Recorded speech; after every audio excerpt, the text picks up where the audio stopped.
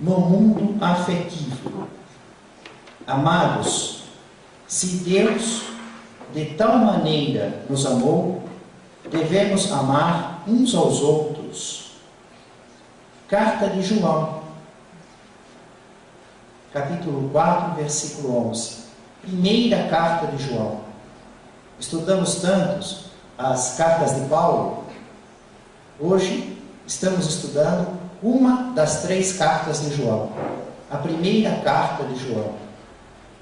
E vejam o cenário imenso em que João nos coloca. Se Deus de tal maneira nos amou, falando do amor de Deus, devemos amar uns aos outros. E aí já é amor entre criaturas. E se refere João a criaturas no nosso nível de evolução.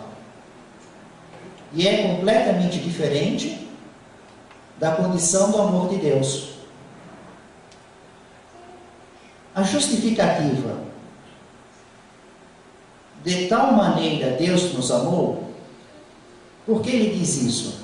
Porque enviou como mensageiro um espírito puro, convidou um espírito puro, que já havia atingido a perfeição relativa da criatura, que estava em torno do Sol junto com outros, convidou esse espírito para formar a Terra, governar a Terra até o fim dos seus dias físicos.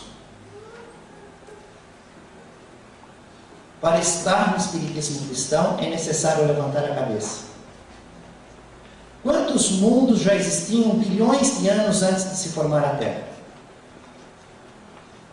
Quantos mundos vão existir bilhões de anos depois da Terra se dispersar em termos materiais?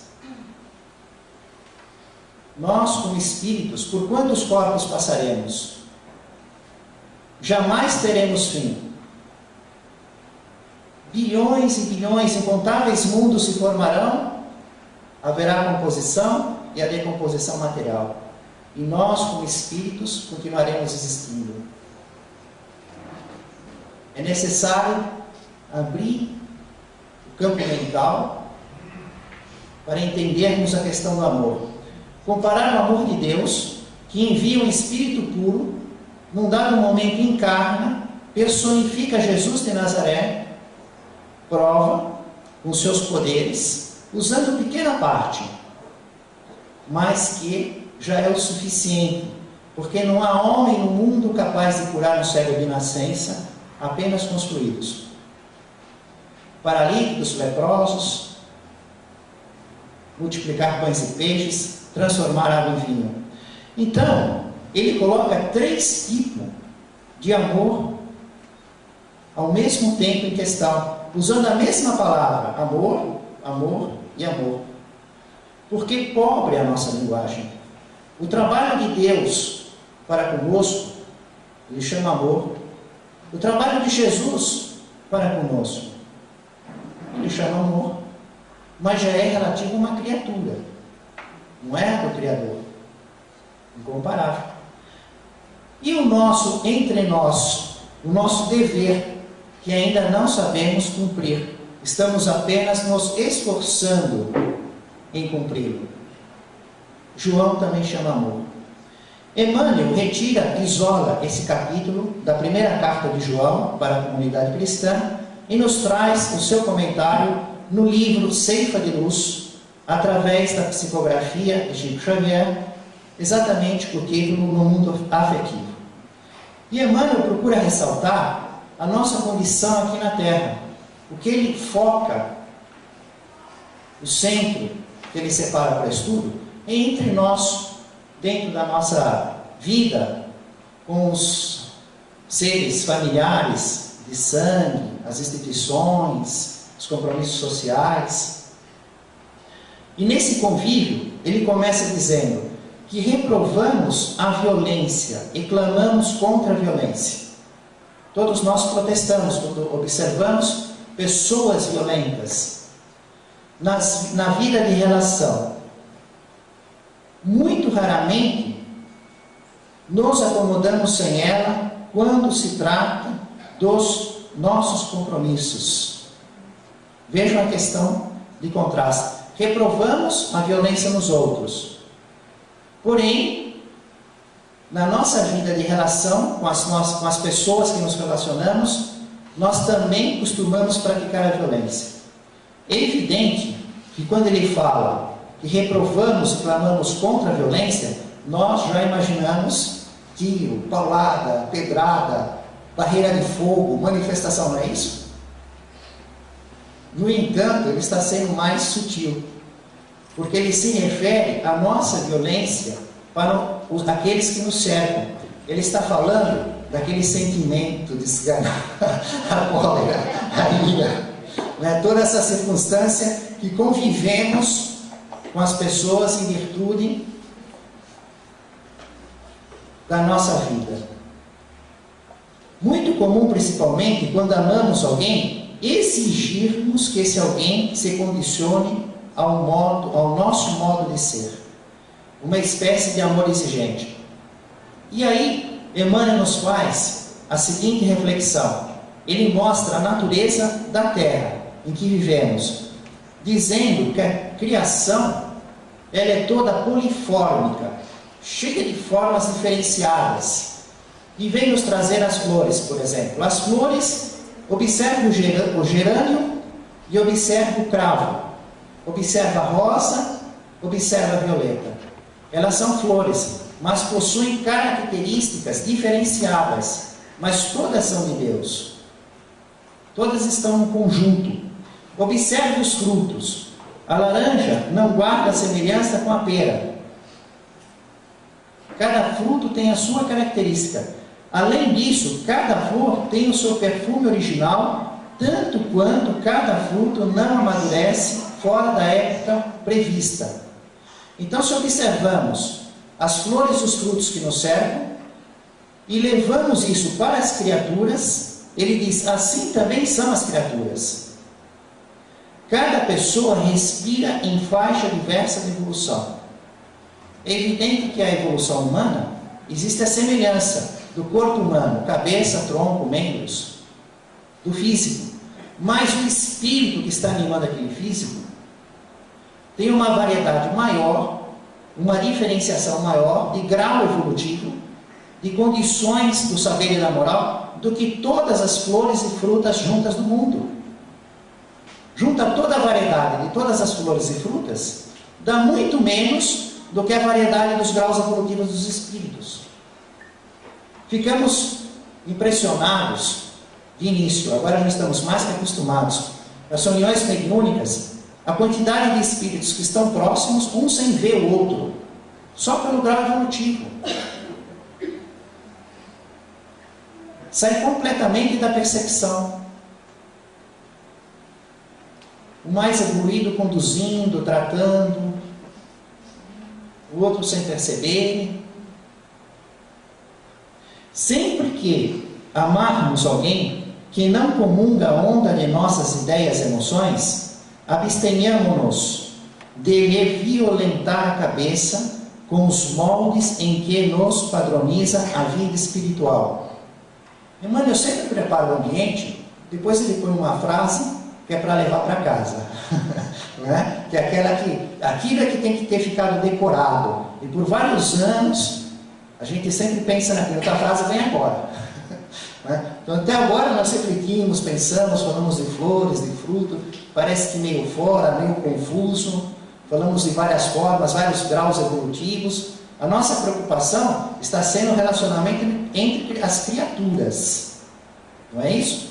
Bom, a frase para levar para casa em relação ao nosso relacionamento com as criaturas, né? Deus não dá cópias. Então, cada criatura é uma individualidade diferente. Não adianta querer esperar impor aos outros um padrão, um modelo, uma semelhança, porque Deus não dá cópias. Cada criatura vive em determinado plano da criação segundo as leis do Criador. E dentro dessa circunstância, dos vários graus do amor de Deus, do amor de Jesus, do amor entre as criaturas, desta condição do dever que João nos coloca, Vamos ver na prática, para ficar mais claro, né, esse desafio do que é o amor. Como é que você definiria o que é o amor? O que é a verdade? O que é o próximo? Isso até nos lembra aquela circunstância do doutor da lei. Houve uma época em que o doutor da lei, maravilhado com a capacidade de Jesus de expor, explicar a lei dos judeus, os 613 mandamentos, um doutor da lei diz assim: mestre, o que farei para herdar a vida eterna? E Jesus diz: o que está escrito na lei? Como lês? Como você interpreta? E o doutor da lei separa os 2 mandamentos, aceitos quase por unanimidade entre os judeus como os mais importantes dos 613 mandamentos. Um mandamento do livro do Deuteronômio, tudo da época de Moisés, já tem mais de 1000 anos. Amarás a Deus de todo o teu coração, de toda a tua alma, de todo o teu entendimento e de toda a tua força. Primeiro mandamento, Deuteronômio, ele escolhe entre os 613. Segundo, amará o teu próximo como a ti mesmo, retirado do livro do Levítico, não é? E Jesus diz que ele estava certo, que ele tinha que fazer isso, que ele ia chegar no reino de Deus e ia ter a vida eterna. Mas ele pergunta para Jesus: mas quem é o meu próximo?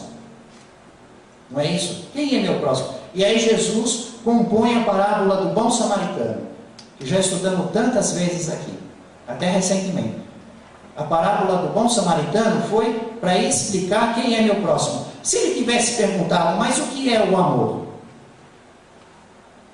Nossa questão hoje é o amor.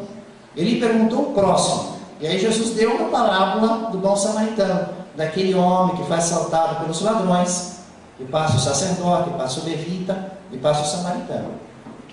Não é isso? Ele não perguntou o próximo, ele não perguntou o amor, perguntou o próximo. E a verdade? Quando Jesus está com Pôncio Pilatos, no pretório, na Fortaleza Antônia, no palácio, cercado por aquela multidão alucinada, querendo que Pôncio Pilatos confirmasse a sentença de condenação do Sinédrio, a morte por crucificação. E Pilatos fazendo interrogatório, tentando evitar a confirmação da sentença, com uma equipe da elite romana, o senador da República do Império Romano, Publius Lentulus. O guia de Chico Xavier, o espírito Emmanuel, naquela oportunidade, encarnado nesta personalidade, como observamos no livro há 2000 anos, em que surge a questão da verdade. Pôncio Pilatos pergunta para Jesus: mas o que é a verdade? Porque Jesus diz que veio dar um testemunho da verdade. Só que Pôncio Pilatos pergunta para Jesus, que está no interior, e sai para conversar com os judeus. Os judeus não tocavam no imóvel, porque senão ficariam impuros. Imóvel ocupado por pagãos, por gente impura, não pode ser tocado. Eles ficaram fora. Eles só entrariam se fosse fazer uma invasão, uma revolução. Estavam se poupando da impureza. Então Pôncio Pilatos entrava e saía, Jesus estava dentro. Ele não ficou para ouvir o que é verdade. Se ele tivesse ficado para ouvir, o que será que Jesus teria para ele? O que teríamos na letra? Hoje estamos com um desafio muito maior, porque é muito mais fácil entender o que é a verdade e o que é o próximo do que entender o que é o amor. O amor, ele acaba, parece o polifônico, a palavra que Emmanuel usou aqui, né? Ele tem tanta forma para tanta circunstância. No entanto, pode ser aplicado com Deus, com as criaturas, entre nós.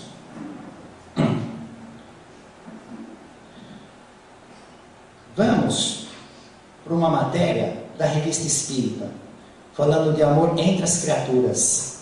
Quem não pensa também em amor, paixão, metades eternas, almas gêmeas, amor entre relacionamento de pessoas.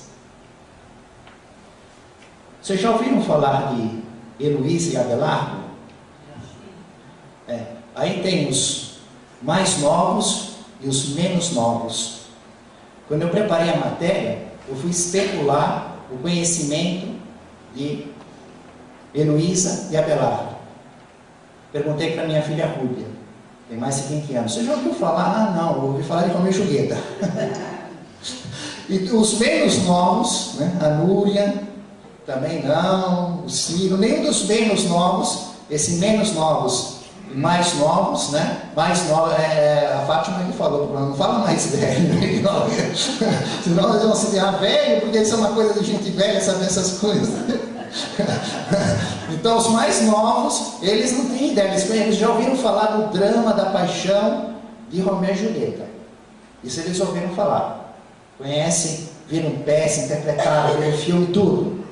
Mas Heloísa e Abelardo, eles não ouviram falar. Agora já os menos novos, né? Esses já, sim, vi isso, vi aquilo. Eu fiz uma pesquisa rápida no site de busca só para localizar, porque esses espíritos vão ser levados na realidade na reunião mediúnica de Allan Kardec.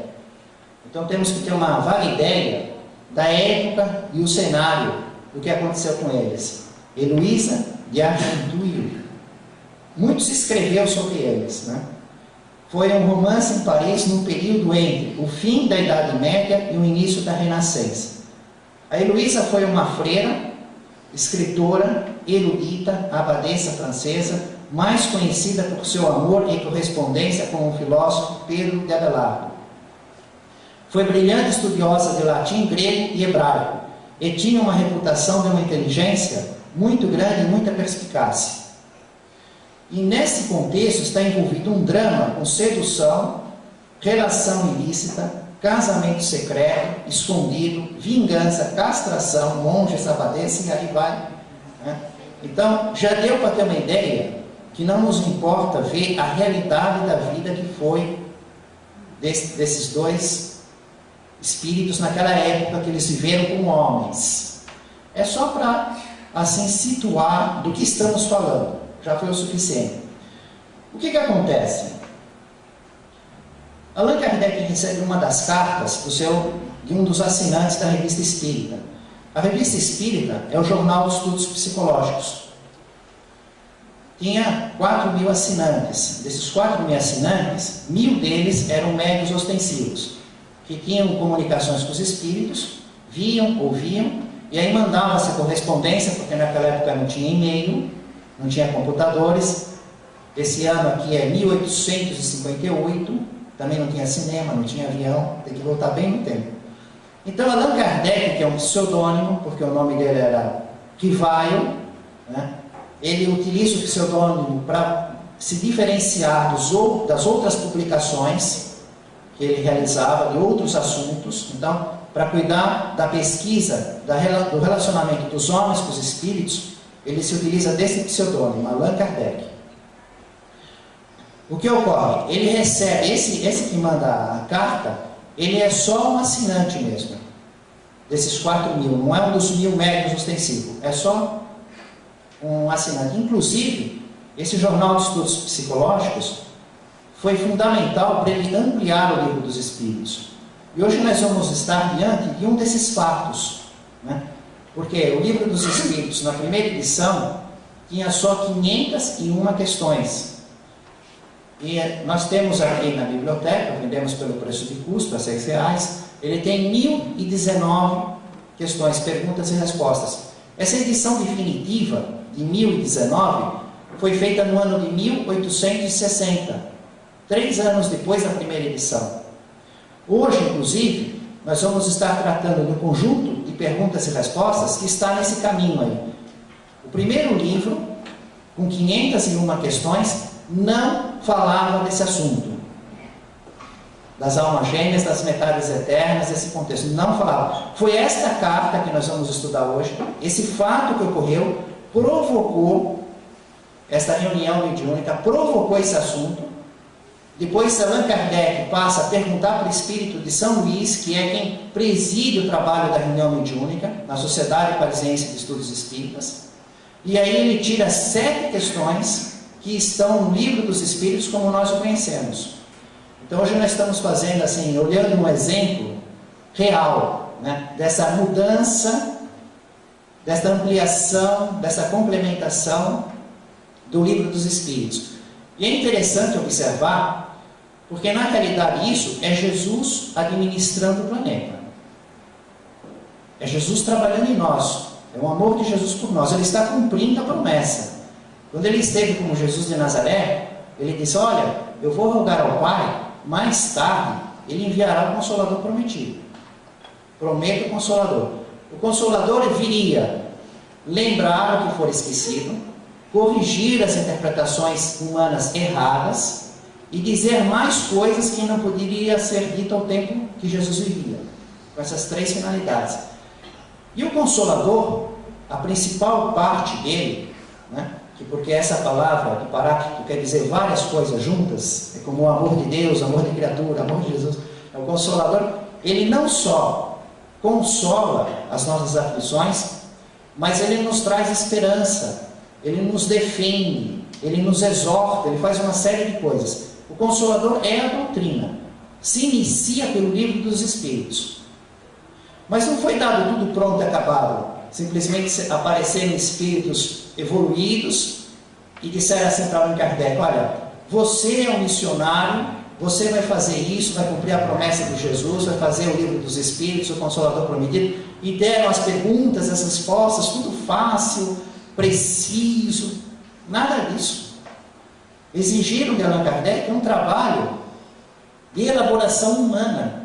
Primeiro apenas convidaram ele, né? Você aceita o trabalho? E Allan Kardec não respondeu logo de cara: aceito, né? Ele até faz a pergunta: se eu não aceitar?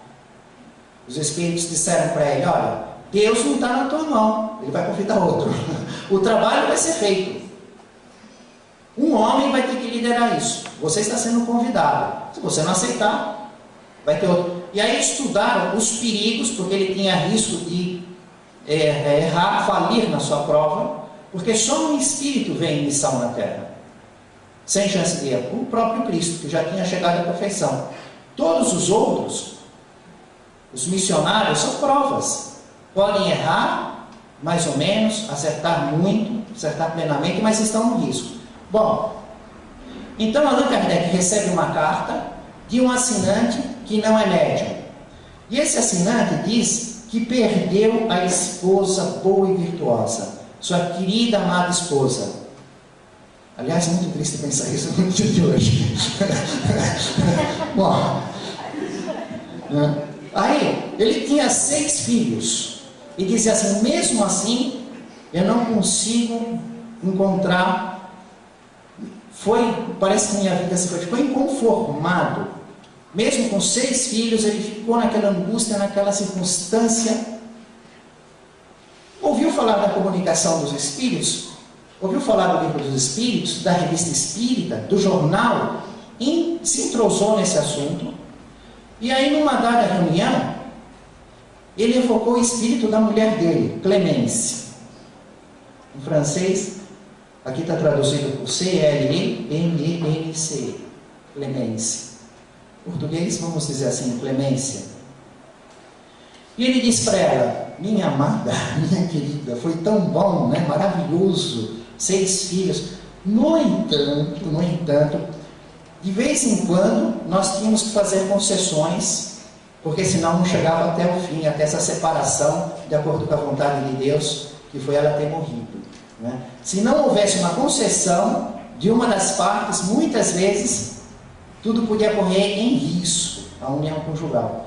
E era um casamento bom, um casamento feliz, uma boa esposa, um bom marido. Mesmo assim, mesmo o amor, que é o que estamos estudando hoje, exigia que em certos momentos houvesse uma concessão de uma das partes. E por que isto ocorre? Por que isto ocorreu? É a pergunta que ele faz na reunião mediúnica por espírito da mulher, a Clemência. E ela diz assim: meu amigo, éramos pessoas honradas e honestas. Porém, isto ocorreu nas nossas vidas porque nós não éramos as metades eternas. Você não é a minha metade eterna. E eu não sou a sua metade eterna. Então, embora o nosso relacionamento foi muito bom, teve que sempre ter alguma concessão. Se fôssemos a metades eternas, seria perfeito. Ela está respondendo assim para ele. E ele pega e fica enciumado. Como é que é isso? Que? Você pode ver sua metade eterna? Ela diz, sim. O pobre coitado está lá na Ásia. E eu vou poder viver com ele uma vida aqui na Terra, juntos, daqui a 175 anos. A esposa dele diz isso para ele. Daqui a 175 anos, eu vou nascer na Terra e vou viver aquela vida de paraíso sem problema nenhum. Não como com você que tinha de vez em quando alguma concessão. Com a minha metade eterna. Não é? Só que eu não sei explicar bem essa felicidade, porque eu nunca tive essa experiência de ter essa honra da misericórdia divina e viver uma vida na Terra com a metade eterna. Eu vou chamar os espíritos que são metades eternas. Eu vou chamar os espíritos de Heloísa e Abelardo. E eles virão aqui explicar para você o que é essa felicidade. E aí, saiu esse espírito, entrou na comunicação, o espírito de Heloísa e Abelardo, e começaram a explicar o que é a vida dos espíritos das metades eternas. A nossa vontade, disseram eles, dois não fazem mais do que um. Viajamos nos espaços, desfrutamos de tudo, amamo-nos com um amor sem fim, acima do qual só pode existir o amor de Deus e dos seres perfeitos. Vossas maiores alegrias não valem um só de nossos olhares, um só de nossos apertos de mão. A ideia das metades eternas me alegra. O outro, foi Abelardo e Luiz. Ao criar a humanidade, parece que Deus a fez dupla, e ao separar suas duas metades, teria dito: ide por esse mundo e procurai encarnações. Se eu fizerdes o bem, a viagem será curta e permitirei a vossa união. Do contrário, muitos séculos se passarão antes que possais desfrutar dessa felicidade.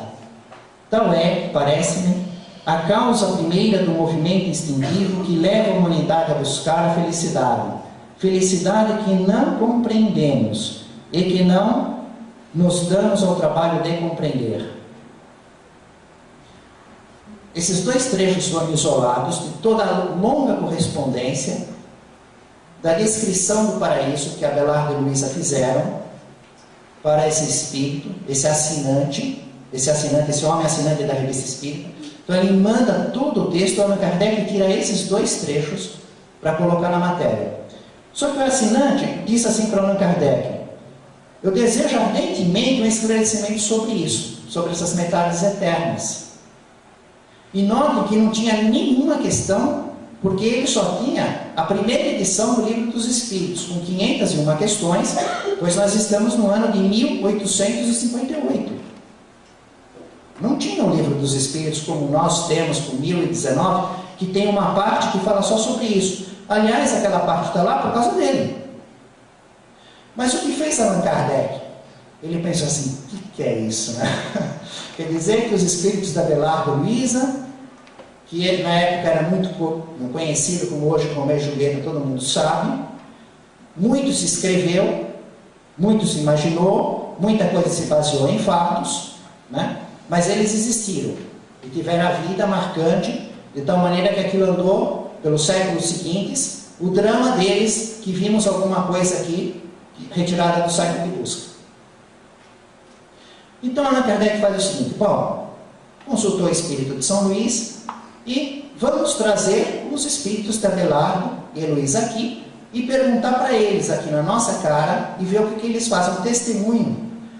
Nos lembra algo assim: uma pessoa falou com alguém que fez um testemunho, mas pode ter sido ou enganada, não era aquela pessoa, não seria aqueles espíritos, seriam outros espíritos que usaram aquele nome, enganaram a reunião mediúnica, o assinante, Ou os espíritos foram levianos, pegaram aquela infância, viram aquela coisa bem ingênua da mulher, né, que estava lá, dele, daquela coisa assim, bem infantil espiritualmente, e aí fizeram toda essa explicação das metades eternas, deram esse testemunho dentro desse contexto.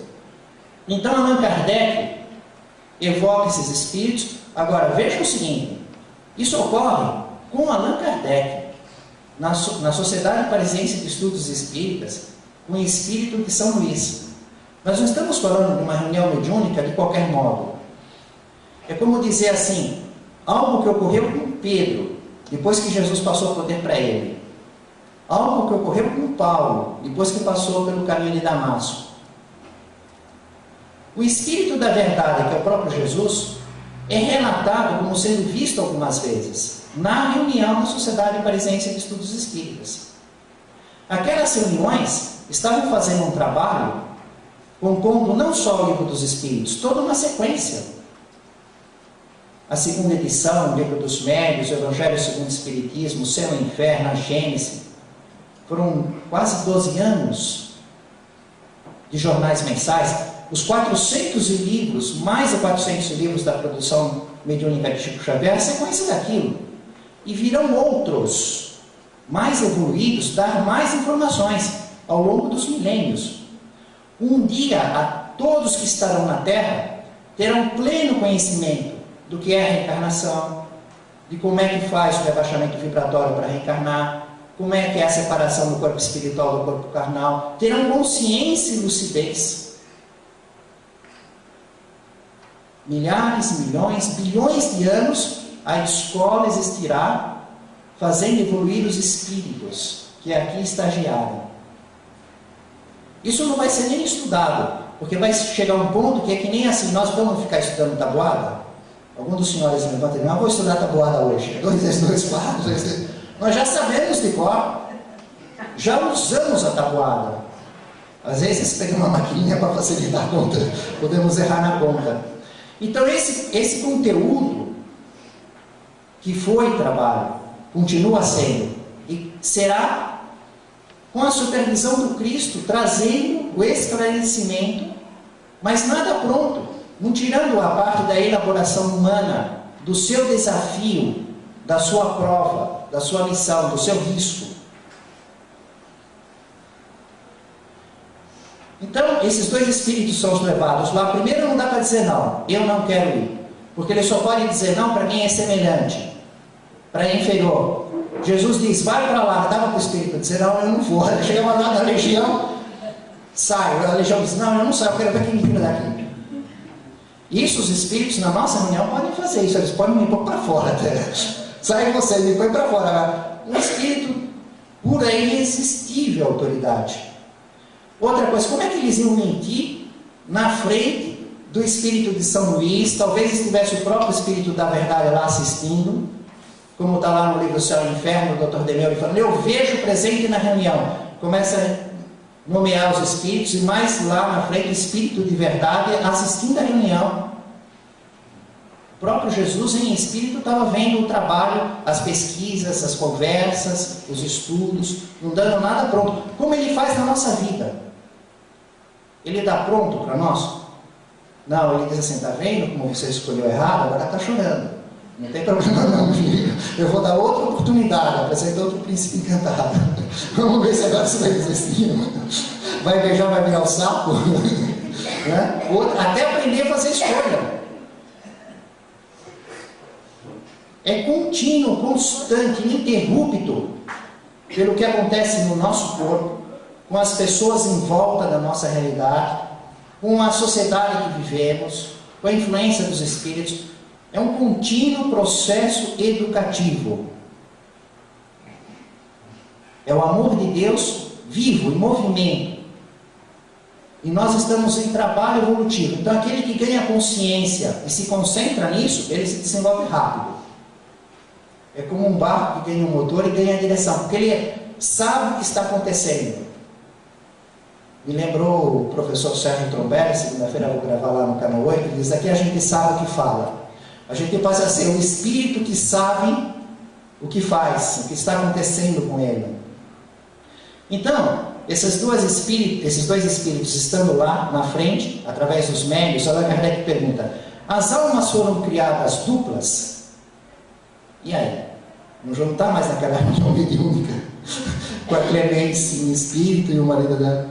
Se tivessem sido criadas duplas, as simples seriam imperfeitas. É possível reunirem-se duas almas na eternidade e formarem um todo, como se fossem metades eternas? Resposta: não. Tu e Heloísa formastes desde a origem dois seres bem distintos?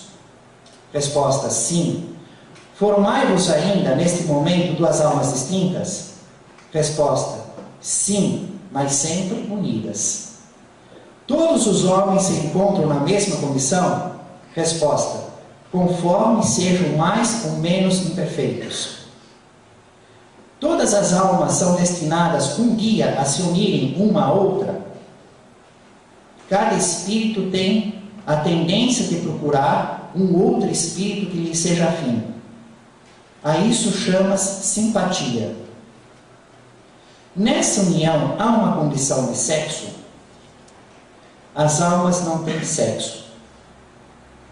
Então, depois dessas questões, que liquidavam a possibilidade de existir metades eternas, Allan Kardec faz 7 perguntas para o espírito de André Luiz, do espírito São Luís, e aí a lição de casa dos senhores, também dos amigos da internet, já que estão assistindo pelo YouTube, pelo Facebook, pelo Espiritismo Cristão, lição de casa.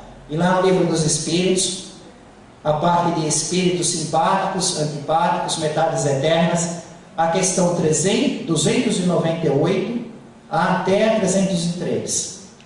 É exatamente o que saiu no Jornal de Estudos Psicológicos da Revista Espírita, exatamente, Allan Kardec copiou simplesmente 3 anos depois, compôs no livro. Questão 298. 298. Em diante, ele vem falar de metades eternas, espíritos simpáticos e antipáticos. Isso é muito importante. Foi curioso falar: nossa, um assinante teve uma conversa dessa, que um espírito da mulher falou que daqui a 175 anos ia viver com a metade eterna dela. Trouxeram Abelardo, que coisa interessante, Luísa. Até nos deixa perplexos imaginar espíritos que viveram tantos séculos antes. O poder dessa reunião mediúnica de Allan Kardec, trazer esses espíritos, eles falarem, a nossa especulação, mas será que foram eles mesmos e foram levianos? Ou eram outros? E ele não esclarece esse detalhe, né? Mas mostra claramente o testemunho desses espíritos. No entanto, tem um ponto aí que é o nosso dia a dia, são as relações simpáticas e antipáticas, porque esta lei é que está em jogo, né, da metade eterna, das almas gêmeas, que nós vamos entrar agora com o livro Consolador.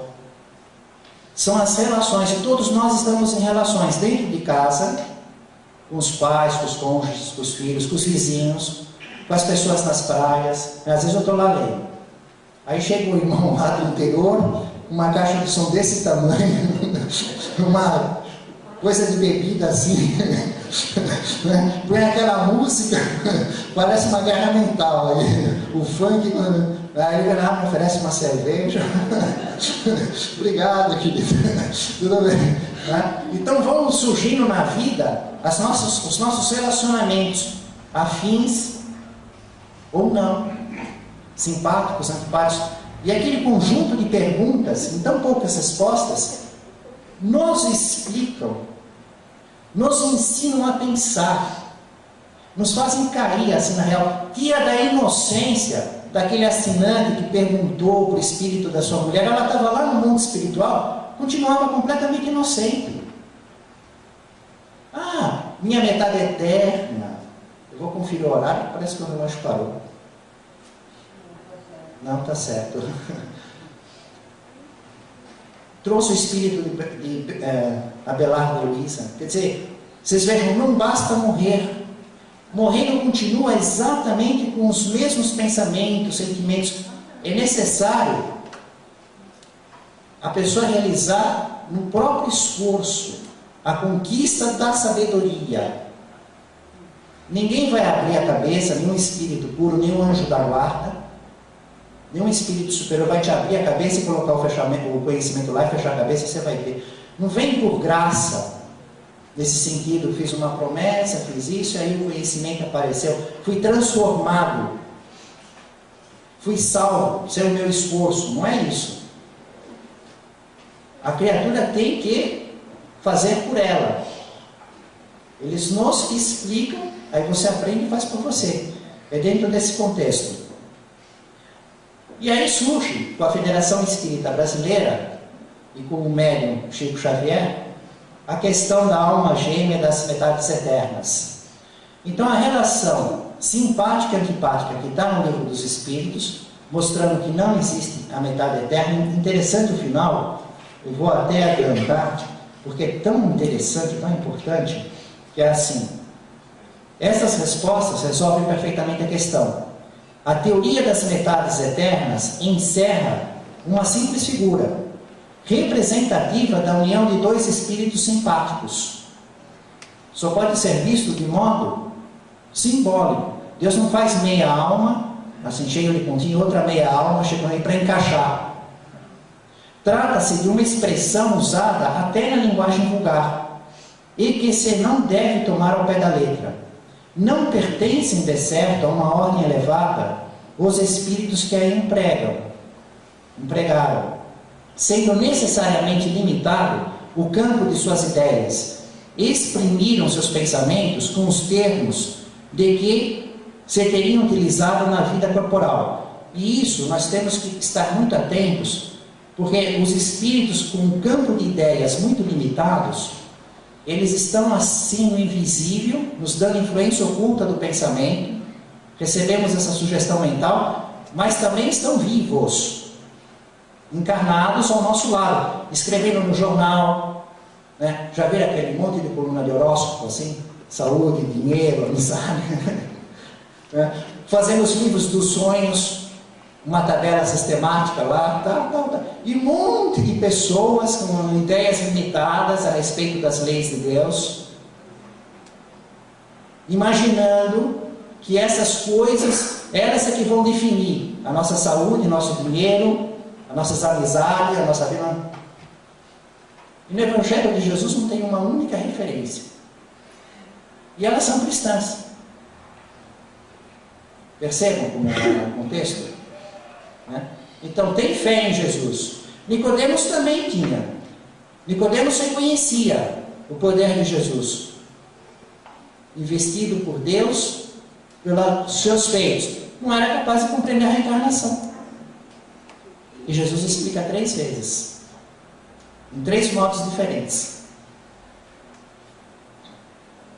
Não se deve, pois, aceitar a ideia de que, criado um para o outro, 2 espíritos tenham fatalmente de reunir-se um dia na eternidade, depois de estarem separados por tempos mais ou menos longos. Não existe união fatal. A fatalidade que existe é que todos nós estaremos unidos quando chegarmos à perfeição relativa da criatura. Formos espíritos puros, seres perfeitos, formam uma família única. Bom, e agora o contexto de Chico Xavier, o Espírito Emmanuel e a Federação Espírita Brasileira. Temos que entender que isto ocorre no ano de 1940. 8 de março de 1940, que é publicado o Livro Consolador. E o Livro Consolador foram as dúvidas dos espíritas, homens espíritas. Eles estavam com Chico Xavier, no Centro Espírita Luiz Gonzaga, em Pedro Leopoldo, Minas Gerais, e eles passaram a fazer perguntas para Emmanuel, das suas dúvidas. Isso, e aquilo, e Emmanuel explicando. Quando souberam disso, imagina que quem não gostaria de estar nesse lugar, né? Imagina poder chegar lá, eu vou fazer uma pergunta e Emmanuel vai me responder. Levava lá para o Chico fazer a pergunta, um sonho da minha vida que seria uma coisa dessa. Os outros espíritos, eu também quero. Naquela época não tinha as comunicações rápidas, velozes, eletrônicas, faziam por carta, aí faziam a pergunta para Emmanuel e Emmanuel respondia. Aí o que Emmanuel fez? Ele juntou todas essas perguntas, selecionou, classificou, ordenou e publicou. Falou, vamos então publicar um livro que as perguntas todas foram feitas dos homens espíritas que estão vendo os livros do Chico Xavier, aprendendo, estão com dúvidas, com curiosidade, tem as questões que querem um esclarecimento maior. Dividiu nos 3 aspectos, na filosofia, na ciência, no aspecto religioso, e fez o livro. Só que um pouquinho antes, 50 anos depois, foi o livro que eles fizeram, que o Chico Xavier tinha posto no mercado. 50 anos depois. É na sequência do há 2000 anos. Senador Públio Lentulus, de senador da República do Império Romano, que tem uma experiência com Cristo, depois participa do julgamento, dando sugestão para Pôncio Pilatos, aquele orgulhoso, depois ele morre no vulcão, Pompeia, Vesúvio, não? Como é que é o vulcão? Vesúvio é em Pompeia, Tem um vulcão na minha cabeça, na lembrança. 50 anos depois, ele vai estar na realidade desse livro, 50 anos depois, como escravo. E aí, nesse contexto, em outras passagens, fica assim aquela ideia da alma gêmea, daquelas uniões, dos dramas das pessoas. Ele mesmo tinha vivido um drama da Lívia, de calúnia, de ciúmes. Todos nós sabemos dessa realidade, das paixões, das calúnias, dos ciúmes. Então isso estava na mente desses espíritas que estavam lendo esses romances. Eles leram há 2000 anos, viram lá o senador Públio Lentulus, a Lívia, aquela coisa, a morte no vulcão e tal. Depois como escravo, outra vez, todo aquele drama. Logo, eles questionaram a respeito desses assuntos. E olha que pergunta interessante. Veja que pergunta bem feita. Existe nos textos sagrados algum elemento de comprovação para a teoria das almas gêmeas? Pergunta feita assim para Emmanuel. O que poderia haver como resposta? Alma gêmea não existe. Não, Emmanuel não é tão assim, ele é linguagem educada.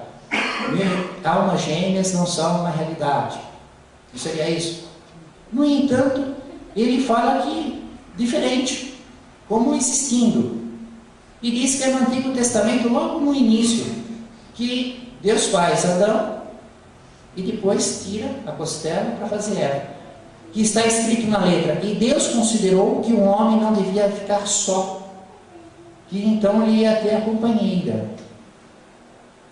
E aí nessa sequência do desenvolvimento das ideias, houve uma contestação da Federação Espírita Brasileira, dizendo assim, mas espera aí,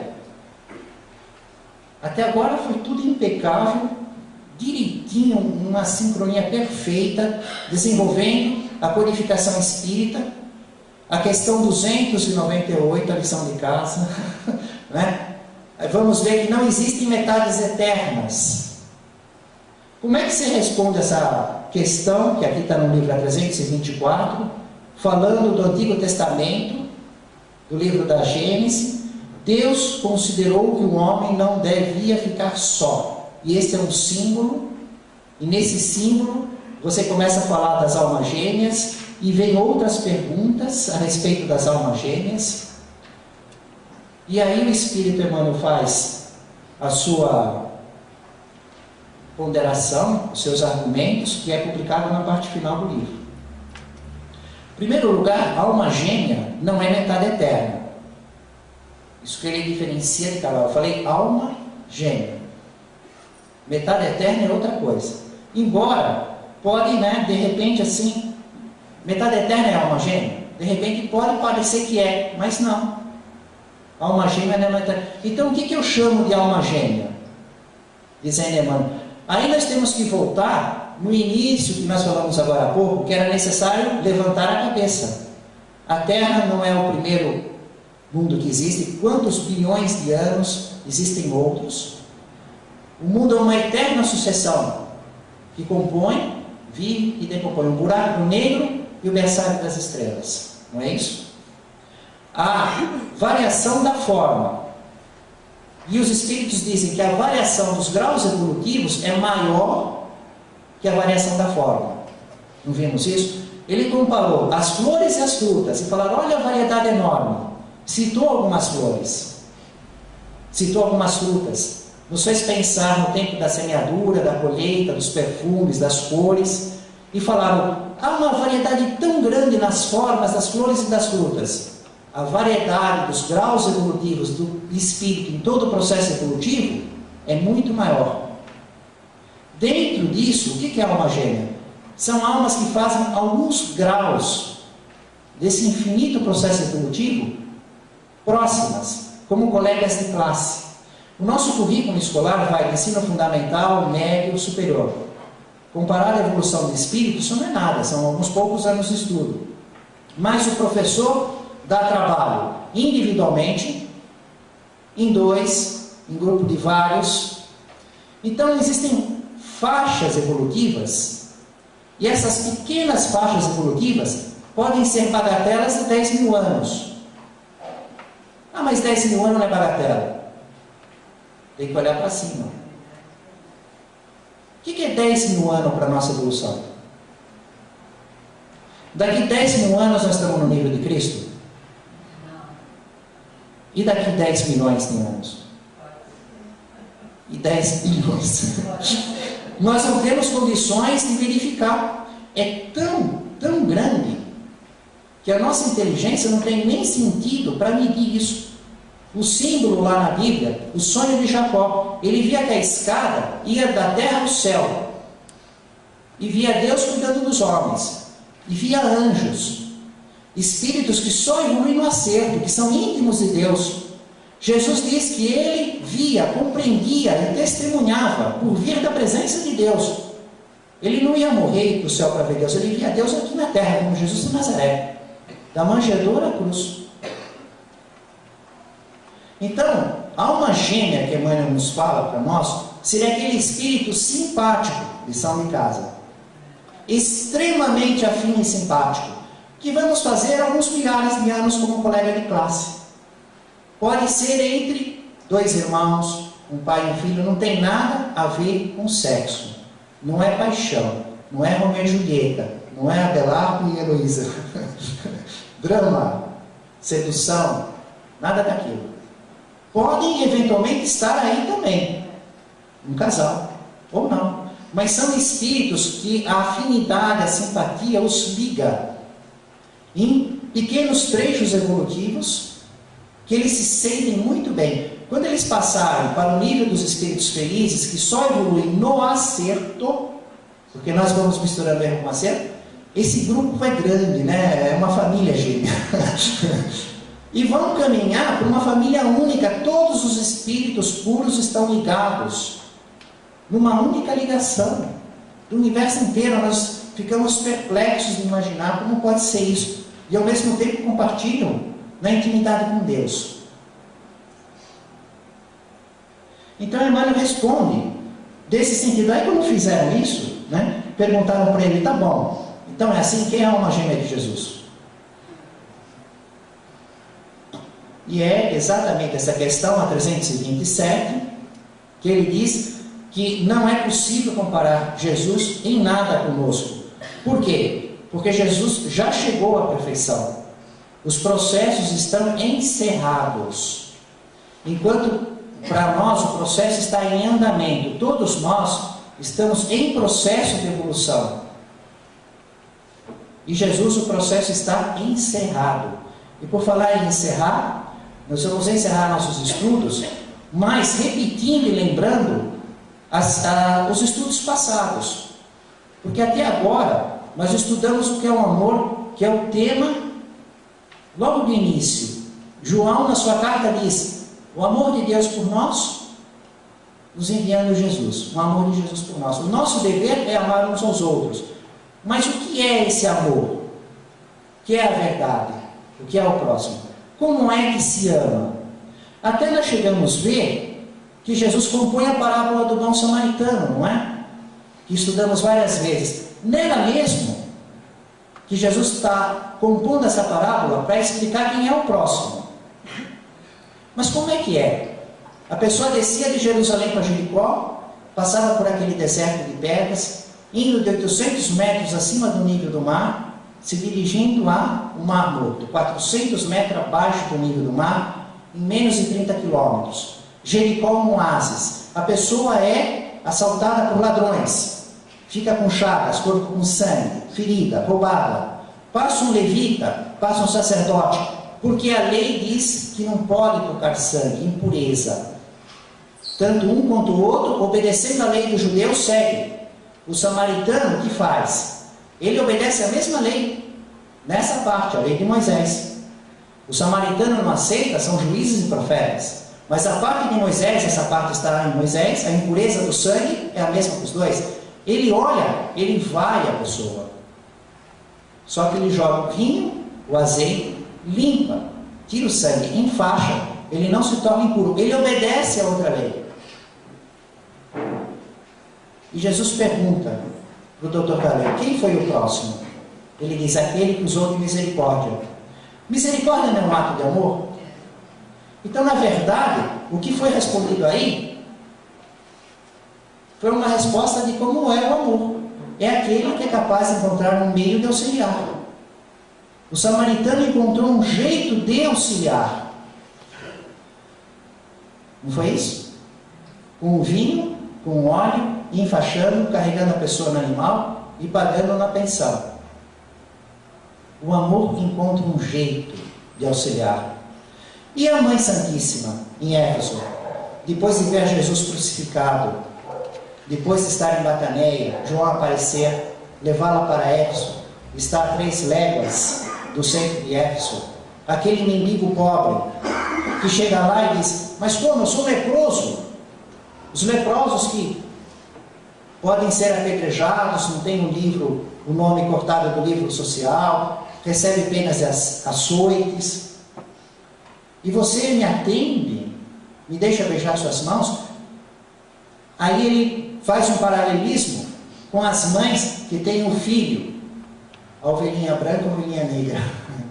Um filho é um doutor, um outro é um ladrão. O ladrão está preso. A mãe visita ou não visita o filho preso? Toda mãe tem um pouco de Maria, Maria de Nazaré. O mendigo leproso diz, nossa, mas você não é só mãe de Jesus?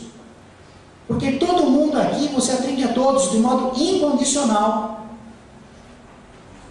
O que é isso? A resposta viva do que é o amor. Família espiritual de Jesus, no caminho do reino dos céus, em nome do Mestre Jesus, louvado seja Deus. Aprendemos o amor incondicional e como realizá-lo.